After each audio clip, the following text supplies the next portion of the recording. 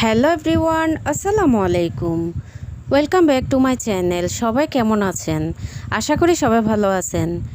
কাছে এবং দূরে, দেশে এবং দেশের বাইরে যে যেখান থেকে আমার ব্লগ ভিডিও দেখতেছেন, আবারও ওয়েলকাম জানাচ্ছি সবাইকে।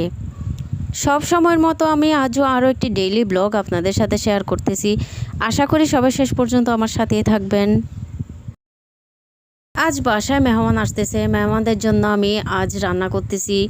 তো এখানে হচ্ছে আমি পাট শাক রান্না করব ডাল দিয়ে, আর চিংড়ি মুরগি, তারপর হচ্ছে রুই মাছ, আর এগুলো তো আছেই অবশ্যই। তো আমি পাট শাক অবশ্যই কীভাবে রান্না করি আপনাদের সাথে শেয়ার করতেছি। আপনারা পাট শাক কীভাবে রান্না করেন আমাকে কমেন্টে জানাবেন আর কি। আর আমরা অবশ্যই পাট শাক এভাবে খাই, অনেকে ভাজি করে খায় পাট শাক। তা আমার এরকম খেতে ভালো লাগে খুবই।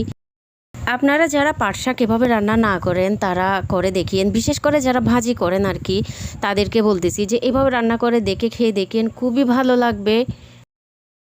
ডালগুলা হচ্ছে আমি প্রেশার কুকারে একটু ফুটাই নিছি, কিভাবে ফুটাইছি অবশ্যই আপনারা দেখতে পারছেন। আর পাশে হচ্ছে আমি চিংড়ি মাছ রান্না করতেছি। তো চিংড়ি মাছ অবশ্যই প্রতিবার যেভাবে রান্না করি সেভাবে রান্না করতেছি আর কি। রাইস কুকারে যখন ভাত দিছি আসলে কারেন্ট চলে গেছে, সে কারণে এখন চুলায় অনেকক্ষণ অপেক্ষা করছি অবশ্যই। তা এখন চুলায় দিয়ে দিছি অপর পাশে।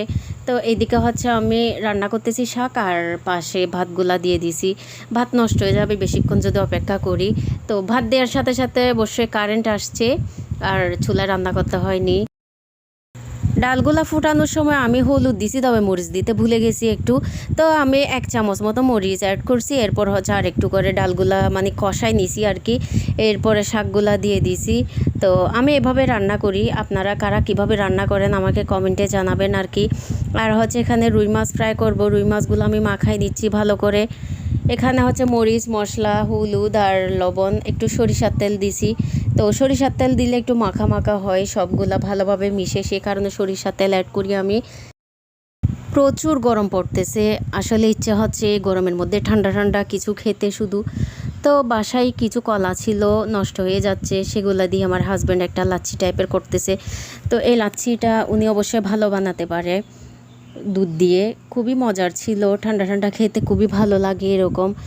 তো আপনাদের কাদের কাদের এরকম লাচ্ছি খেতে ভালো লাগে কমেন্টে জানাবেন আর কি। আর বাসায় বানালে তো এগুলার স্বাদ আলাদা হয়।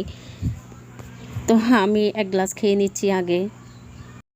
আমি খেয়ে আর যা ছিল সব হচ্ছে ফ্রিজে রাখছি মেহমানদের জন্য। তো এর ফাঁকে হচ্ছে মেহমানও চলে আসছে মেহমানদের জন্য। এখন এখানে হচ্ছে রসমলাই নিছি আর লাচ্ছিগুলা নিছি। এই লাচ্ছিটা কিন্তু ঠান্ডা ঠান্ডা খেতে বেশি ভালো লাগে। তো এখন যখন ঠান্ডা হয়েছে আরও বেশি ভালো লাগছে।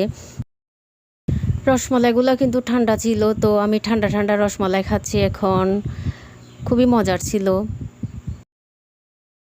তো মেহমানদেরকে ভাত দেবার আগে আমি মাছগুলো ফ্রাই করে নিচ্ছি, আধা ঘন্টা মতো আগে ফ্রাই করি আর কি মাছ। কারণ আমার গরম গরম ফ্রাই জিনিস গরম গরম হলেই ভালো লাগে, সে কারণে ভাত খাওয়ার আধা ঘন্টা মতো আগে আমি ফ্রাই করি। ডিম সিদ্ধ করতে ভুলে গেছি, তো ডিমও সিদ্ধ করে নিচ্ছি এখন। ডিমগুলো সিদ্ধ করে ফ্রাই করে নিব মাছ ফ্রাই হওয়ার পরে। এখন হচ্ছে ভাত দিয়ে দিচ্ছি মেহমানদেরকে। এখানে হচ্ছে আপনারা দেখতে পারতেছেন রুই মাছ ফ্রাই, আর চিংড়ি মাছ আলু ভাজিও করা হয়েছে, আর ডিম মুরগি আর পাট শাক। সব সময়ের মতো আমি আজও বলি, যারা যারা এখনও আমার চ্যানেলটিকে সাবস্ক্রাইব করেননি সাবস্ক্রাইব করে আমার পাশে থাকবেন প্লিজ। আর যারা করে ফেলেছেন তাদেরকে অসংখ্য ধন্যবাদ। আর যারা আমার পেজে দেখতেছেন আমার পেজটিকে ফলো করে রাখবেন, আর লাইক কমেন্ট শেয়ার করতে ভুলবেন না কিন্তু। প্লিজ সবাই বেশি বেশি করে শেয়ার করবেন, আর সবাই আমার সাথেই থাকবেন। সবাই খেয়ে ফেলছে, এখন হচ্ছে আমি খেয়ে নিচ্ছি। আমি হচ্ছে পাট শাক রুই মাছ আর চিংড়ি মাছ দিয়ে ভাত খাচ্ছি। তো পাট শাকগুলো কিন্তু খুবই মজা হয়েছে। তো আমার রান্না কেমন হয়েছে আপনারা কমেন্টে জানাবেন আর কি। আর শেষ পর্যন্ত আমার ব্লগের সাথে যারা যারা ছিলেন তাদেরকে অসংখ্য ধন্যবাদ। আল্লাহ হাফেজ।